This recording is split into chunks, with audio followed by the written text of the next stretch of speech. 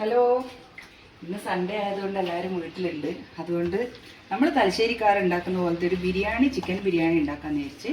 അപ്പം ഞാനിതിൽ കുറച്ച് തൈര് എന്തിനാന്ന് വെച്ചിട്ട് ബിരിയാണി ചിക്കൻ സോഫ്റ്റായി കിട്ടാൻ വേണ്ടി കേട്ടോ. കുറച്ച് തൈര്, പിന്നെ കുറച്ച് മല്ലിപ്പൊടി, ചിക്കൻ മസാല, ഗരം മസാല, പിന്നെ കുറച്ച് ചില്ലി പൗഡർ, മഞ്ഞൾ, ഇതെല്ലാം ഇട്ടിട്ട് ജസ്റ്റ് ഇങ്ങനെ മിക്സ് ചെയ്ത് മാരിനേറ്റ് ചെയ്തിട്ട് ഒരു ഹാഫ് ആൻ അവർ വെക്കുക കേട്ടോ. അപ്പം നല്ല ചിക്കൻ എല്ലാം മസാലയെല്ലാം നല്ലോണം പിടിച്ചിട്ട് കിട്ടും. അപ്പോൾ ഇനി നമ്മൾ വേറെ മസാലകൾ എന്തൊക്കെയാണെന്ന് റെഡിയാക്കാൻ നോക്കാം. ഓക്കെ, ചിക്കൻ്റെ മസാലയ്ക്ക് വേണ്ടുന്ന മെയിൻ ഇൻഗ്രീഡിയൻസ് എന്ന് പറഞ്ഞു കഴിഞ്ഞാൽ വെള്ളുള്ളി, പച്ചമുളക്, ഇഞ്ചി. ഓക്കെ, ചിക്കൻ ബിരിയാണിക്ക് മെയിനായിട്ട് വേണ്ട ഇൻഗ്രീഡിയൻസ് ഇതാണ്. അതിൻ്റെ കൂടെ ഇതിൽ ഞാൻ കുറച്ച് പട്ട, ഗ്രാമ്പു, പിന്നെ ഏലക്കായ്, പിന്നെ ഇവിടെ ഒരു സ്റ്റാർ എന്ന് പറയുന്നത്, സ്റ്റാർ പോലത്തെ ഒരു സാധനമില്ല, അതിൻ്റെ പേരെന്താണെന്ന് എനിക്കറിയില്ല. ഇവിടെ ബാംഗ്ലൂരിൽ അതിന് സ്റ്റാർ പൂവാന്നാണ് പറയാം. അപ്പോൾ അതുമെല്ലാം ചേർത്തിട്ടുണ്ട്. ഓക്കെ, അപ്പോൾ നല്ലൊരു ഫ്ലേവർ കിട്ടും ചിക്കന്. അപ്പോൾ ഞാൻ മസാലയെല്ലാം പറ്റി വെക്കുമ്പോൾ അതിൻ്റെ അകത്ത് ഞാൻ പിന്നെ ഗരം മസാലയും ചിക്കൻ മസാലയെല്ലാം ചേർത്തിട്ടുണ്ട്. പിന്നെ ഇതിലാണ് മെയിനായിട്ട് ആഡ് ചെയ്തത്. അപ്പോൾ ഇത് നമുക്കൊന്ന് മിക്സിയിൽ കറക്കിയെടുക്കാം.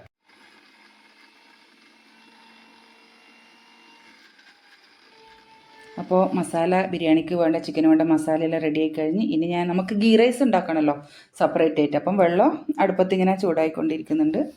പിന്നെ ഞാൻ പാത്രം ചൂടായിട്ടുണ്ട്. ഇനി അതിൽ നമ്മൾ ഫസ്റ്റ് ആഡ് ചെയ്യേണ്ടത് പിന്നെ കുറച്ച് നെയ്യും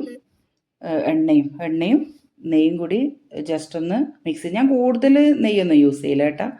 പിന്നെ കുറച്ച് മാത്രമേ പശു നെയ്യ് കൂടി ആയിരിക്കും. അങ്ങനെ ഗീ അത്ര കൂടുതൽ ആയിരിക്കും പറ്റില്ല. അതുകൊണ്ട് കുറച്ച് മാത്രം നെയ്യ് യൂസ് ചെയ്യുന്നുണ്ട്. രണ്ടും കൂടി മിക്സ് ചെയ്തിട്ടാണ് യൂസ് ചെയ്യുന്നത്. അപ്പോൾ അതൊന്ന് ചൂടായി കഴിഞ്ഞ് കഴിഞ്ഞാൽ നമ്മൾ പിന്നെ നിങ്ങൾക്കറിയാലോ സ്പൈസസ്, പിന്നെ പട്ട, ഗ്രാമ്പ് അങ്ങനത്തെയൊക്കെയാണ് ആദ്യം ആഡ് ചെയ്യേണ്ടത്.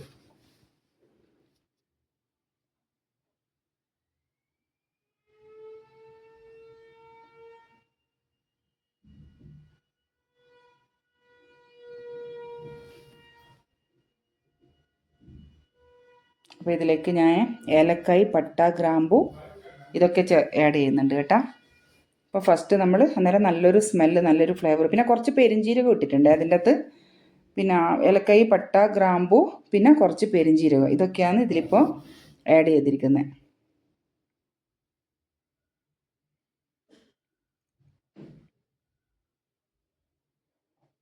അതിനുശേഷം നമ്മൾ കഴുകി പിന്നെ നമ്മൾ വെള്ളമൊക്കെ പിന്നെ ഒന്നരിച്ചെടുക്കണത്, വെള്ളമൊക്കെ ഒന്ന് വാലാൻ വെക്കണം കുറച്ച് സമയം. അതിനുശേഷം ഈ അരി ഇതിലേക്ക് ഇട്ടിട്ട് ജസ്റ്റ് ഒന്ന് 2-3 പ്രാവശ്യം ഒന്ന് വഴറ്റിയെടുക്കും. അത്രയേ ഉള്ളൂ. പണ്ടെല്ലാം നമ്മൾ അരി പിന്നെ ഫുള്ള് നല്ലോണം ഞങ്ങളിങ്ങനെ പൊട്ടുന്നത് വരെ ഇങ്ങനെ വറക്കണം എന്നൊക്കെ പറയുമായിരുന്നു. ഇപ്പോൾ ആരും അങ്ങനെയൊന്നും ചെയ്യുന്നില്ല. അല്ലാതെ തന്നെ നല്ലോണം നല്ല ഇതിൽ പിന്നെ വെന്ത് കിട്ടുകയൊക്കെ ചെയ്യും. പൊടിഞ്ഞു പോകാണ്ട് തന്നെ നല്ല ഒരിതിൽ പിന്നെ റൈസ് നമുക്ക് കിട്ടും. അപ്പോൾ കുറേ സമയം വറുത്തെടുക്കേണ്ടെന്ന് ആവശ്യമില്ല. പിന്നെ വെള്ളം വാലണം നല്ലോണം. അതിനുശേഷം നമ്മളിതൊന്ന് അരി വറുത്തതിന് ശേഷം പിന്നെ വെള്ളം ഒഴിക്കുക. 1 ഗ്ലാസ് അരിക്ക് 2 ഗ്ലാസ് 2 ഗ്ലാസ് എന്ന മെഷർമെൻറ്റിലാണ് ഞാൻ വെള്ളം ചേർത്തിരിക്കുന്നത്. അപ്പോൾ 2 ഗ്ലാസ് അരിക്ക് 4 ഗ്ലാസും കുറച്ച് കൂടുതലും വെള്ളം യൂസ് ചെയ്ത് പിന്നെ നമ്മളിതാ ചോറ് റൈസ് ഇവിടെ റെഡി. ഞാൻ പിന്നെ കുറേ ലെങ്തി ആയി പോയതുകൊണ്ട് കുറച്ച് ഭാഗം കട്ട് ചെയ്തത് കേട്ടോ.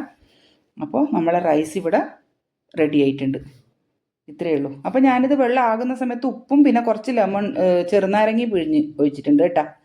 പിന്നെ കുറച്ച് മല്ലിച്ചപ്പ് ഇട്ടുണ്ട്. അത്രയേ ഉള്ളൂ. ഇനി നമുക്ക് ചിക്കൻ പിന്നെ മസാല റെഡിയാക്കി എടുക്കാം. റൈസ് ഇവിടെ ആയിക്കഴിഞ്ഞു. പിന്നെ ചിക്കൻ മസാലയ്ക്ക് വേണ്ടുന്ന ഐറ്റംസ് ഫസ്റ്റ് ഞാൻ എണ്ണ ഒഴിച്ചതിന് ശേഷം പിന്നെ ഒനിയൻ, ഉള്ളി നമ്മൾ പിന്നെ 2 ഗ്ലാസ് അരിയാണല്ലോ എടുത്തിരിക്കുന്നത്. അപ്പോൾ 1 കിലോ ചിക്കന് ഞാനൊരു വലിയ 6 സവാളയാണ്. കൂടുതൽ അങ്ങനെ ഉള്ളിയൊന്നും യൂസ് ചെയ്യേണ്ട ആവശ്യമൊന്നുമില്ല. ഒരു വലിയ 6 ഉള്ളിയാണ് എടുത്തിരിക്കുന്നത്.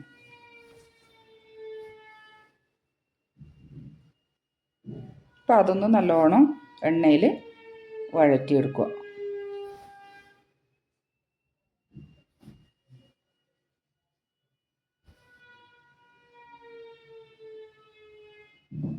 ഉള്ളി പെട്ടെന്ന് വെന്ത് കിട്ടാൻ വേണ്ടിയിട്ട് ഞാൻ കുറച്ച് സോൾട്ട് യൂസ് ചെയ്യുന്നുണ്ട് കേട്ടോ. കുറച്ച് സോൾട്ട് ആഡ് ചെയ്തിട്ടുണ്ട്. അപ്പോൾ ഉള്ളി പെട്ടെന്ന് വഴന്ന് കിട്ടും.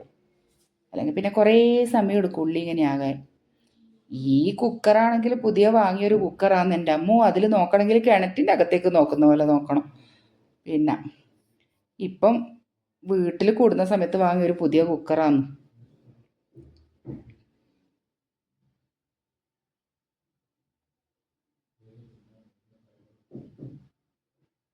മറ്റേ പഴയ രണ്ട് പിന്നെ ഇതിൻ്റെത് വിസിലൊക്കെ എന്തോ പ്രോബ്ലം ആയിട്ടുണ്ട്. അപ്പോൾ ഞാൻ വിചാരിച്ചു ഇത് തന്നെ യൂസ് ചെയ്യാമെന്ന്. അപ്പോൾ ഇത് നല്ലോണം വഴറ്റി കൊടുക്കുവാന്ന്. അതിനുശേഷം നമ്മൾ അരച്ച മസാല ഇല്ലേ, പച്ചമുളക്, ഇഞ്ചി, വെള്ളുള്ളി, ഇതൊക്കെ ഇതിൽ പിന്നെ ചേർത്ത് കൊടുത്തിട്ട് ഇനി ഒന്നുകൂടി നല്ലോണം വഴറ്റിയെടുക്കണം.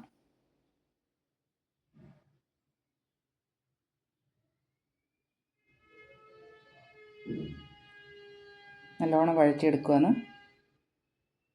ഇതാണ് മെയിനായിട്ട്. ഇതൊന്ന് വഴന്ന് കിട്ടിക്കഴിഞ്ഞാൽ പിന്നെ ടൊമാറ്റോ, ബാക്കിയുള്ള ചിക്കൻ ഇതൊക്കെ പിന്നെ ആഡ് ചെയ്തതിന് ശേഷം ഒരു 2 വിസിൽ. പിന്നെ കുറേ വെള്ളം ഉണ്ടാവും കേട്ടോ, ചിക്കൻ്റെ വെള്ളം ഉണ്ടാവുക.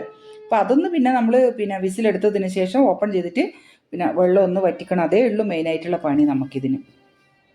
ഇതൊന്ന് നല്ലോണം വഴറ്റിയെടുക്കണം.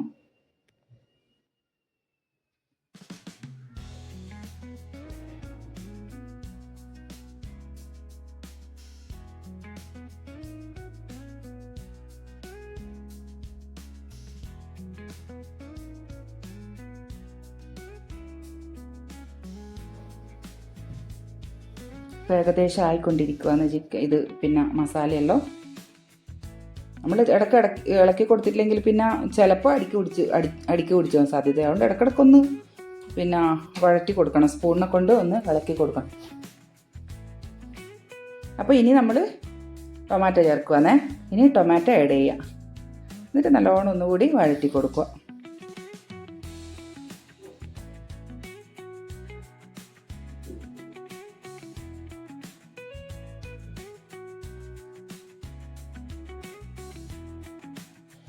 ടൊമാറ്റോ ഒന്ന് കുറച്ച്, അപ്പോൾ ഇതിൻ്റെ എല്ലാം നമ്മളിതിപ്പം വിസിലിട്ട് 2 വിസിൽ പിന്നെ ഇതിൽ അത്രയാണ് വേണ്ടത്, അത് പാകമായി കിട്ടാൻ.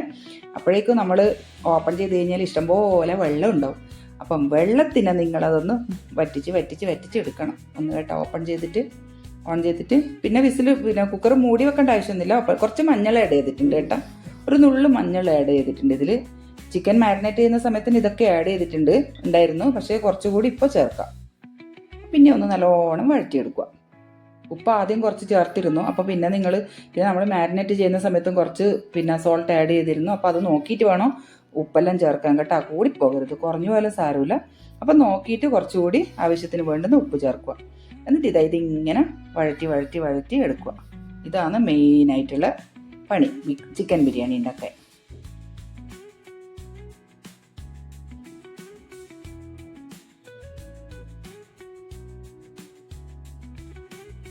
ഇനി നമ്മൾ ചിക്കൻ ആഡ് ചെയ്യാൻ പോകുന്നത്. ചിക്കൻ ആഡ് ചെയ്ത് ബാക്കിയുള്ള ചിക്കനും കൂടി ആഡ് ചെയ്തിട്ടുണ്ട്.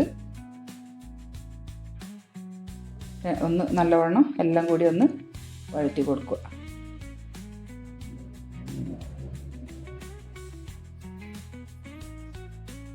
പെട്ടെന്ന് എന്തോ സൗണ്ട് വന്നിട്ട് കുറച്ച് ഭാഗം കട്ട് ചെയ്യേണ്ടി വന്നു കേട്ടോ, സോറി. ആദ്യം ചിക്കൻ ആഡ്, നിങ്ങൾ വിചാരിക്കും ഇതെന്താ കുറച്ച് വളരെ കുറവാണല്ലോ ക്വാണ്ടിറ്റി ചിക്കൻ്റെ എന്ന് വിചാരിക്കേണ്ട. അതിന് മുമ്പ് കുറച്ച് ആഡ് ചെയ്തതിന് ക്യാമറ പെട്ടെന്ന് കട്ട് ചെയ്യേണ്ടി വന്നതാണ്. കാരണം ഗാലറി ഫുള്ള് പിന്നെ സ്റ്റോറേജ് ഫുള്ളായിട്ട് പെട്ടെന്ന് മെസ്സേജ് വന്നിരുന്നു. അപ്പം വീണ്ടും കട്ട് ചെയ്തിട്ട് എടുത്ത വീഡിയോ ആണ്. അപ്പോൾ ചിക്കൻ ഇതാ രണ്ടാമതൊട്ട് എല്ലാം 1 കിലോ ചിക്കൻ തന്നെ ഇട്ടിട്ടുണ്ട്. അപ്പോൾ എല്ലാം ഒന്ന് മിക്സ് ചെയ്തതിന് ശേഷം നമുക്ക് മൂടി വെച്ചിട്ട് 1 വിസിലായാലും കുഴപ്പമില്ല, വെന്തിട്ട് 2 വിസിലായാലും വലിയ കുഴപ്പമൊന്നുമില്ല. എന്തായാലും വെള്ളം വറ്റിച്ചെടുക്കേണ്ട ഒരു പണി നമുക്കുണ്ട്, അത്ര തന്നെ.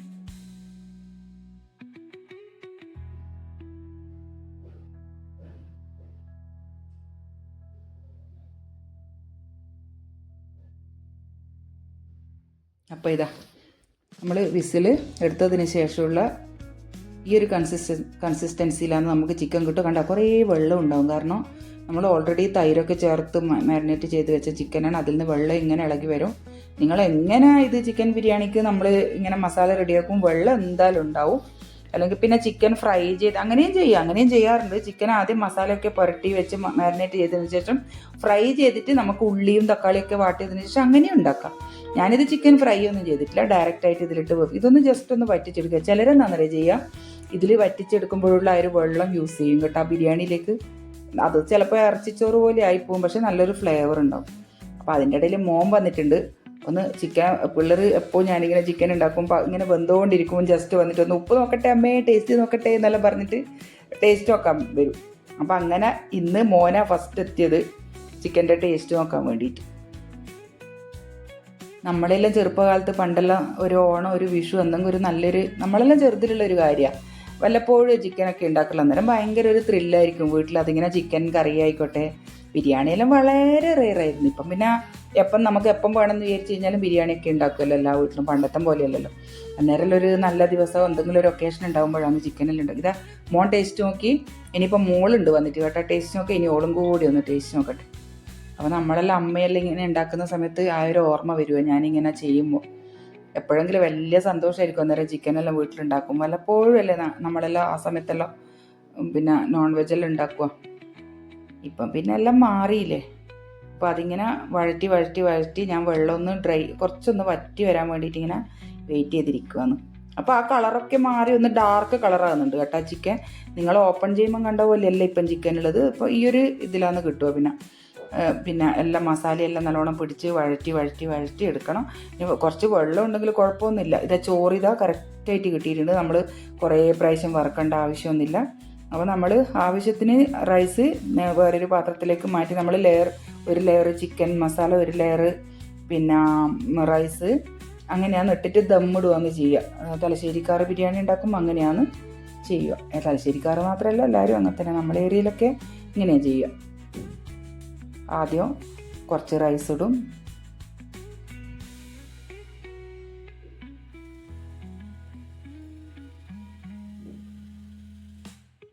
അതിനുശേഷം മസാല. ഇതിപ്പം പറ്റിയിട്ട് ഈ ഒരു കൺസിസ്റ്റൻസിയിൽ കിട്ടിയിട്ടുണ്ട്. ചിലർ ആ വെള്ളം കുറേ ഉണ്ടെങ്കിൽ ആ വെള്ളം റൈസ് വേകും തന്നെ റൈസിൽ ഒഴിക്കും കേട്ടോ. അന്നേരം നമ്മൾ പിന്നെ ചോറിന് വേണ്ടിയിട്ട് എടുക്കുന്ന വെള്ളം ആദ്യമേ നമ്മൾ പ്ലാൻ ചെയ്തിട്ട് കുറച്ച് മാത്രം ഒഴിക്കണം വെള്ളം, അല്ലെങ്കിൽ പിന്നെ കൂടുതലായിപ്പോവും. ഞാൻ പിന്നെ അങ്ങനെ ചെയ്തിട്ടില്ല, ഇപ്പോൾ ഇതുപോലെയാണ് ചെയ്തിരിക്കുന്നത്.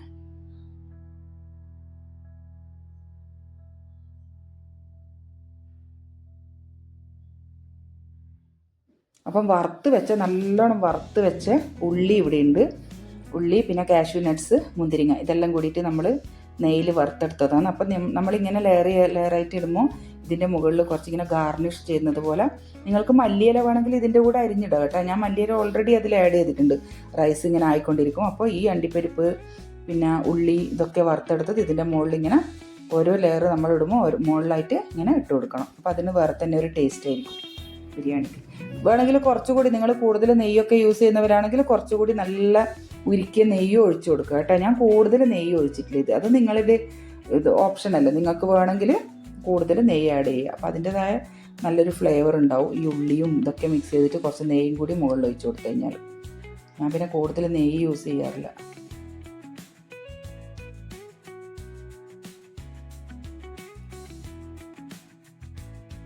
അപ്പോൾ ഇതാണ് നമ്മളെ നാട്ടിലുള്ള തലശ്ശേരി സ്റ്റൈല് ബിരിയാണി ഉണ്ടാക്കുന്ന രീതി. ചിലപ്പം ചിലർ ഉണ്ടാക്കുന്നതിൽ ഡിഫറൻസ് ഉണ്ടാകാം. ഞാനിതുപോലെ ഉണ്ടാക്കാറ്. ടേസ്റ്റ് നമുക്ക് എങ്ങനെയൊക്കെ നല്ല ടേസ്റ്റ് കിട്ടിയാൽ മതിയല്ലോ. നല്ല ടേസ്റ്റാണ് തലശ്ശേരി ബിരിയാണി നമ്മൾ നാട്ടിലുണ്ടാക്കുന്ന അതേ സ്റ്റൈലിൽ ഞാൻ ചെയ്തതിന് ഇതുപോലെ.